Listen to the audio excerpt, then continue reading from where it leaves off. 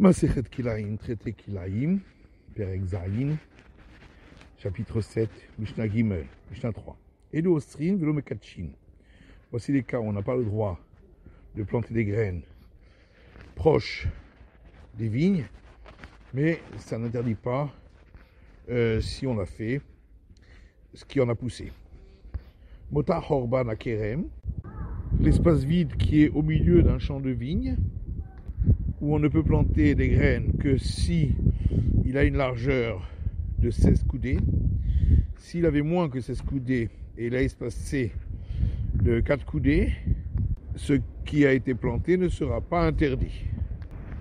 Motar Mechol Akerem, les marges vides autour d'un champ de vigne, on peut planter des graines que si elles font 12 coudées de large. Si elles faisaient moins que 12 coudées et il a planté en espaçant de 4 coudées des vignes, ce qu'il aura planté ne sera pas interdit.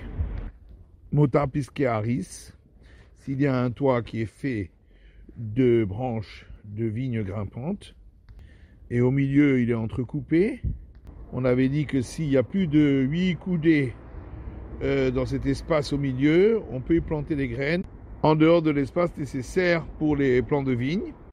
Et si en fin de compte il n'y avait pas cet espace de plus de 8 coudées et il a planté des graines à une distance de 6 largeurs du point des vignes, ce qui aura poussé ne sera pas interdit. Ou motar à Pifiarot, également sous les joncs qui dépassent de ces toits formés par les branches de vigne, on ne doit pas planter des graines, mais si on a planté, ce qui a poussé ne sera pas interdit.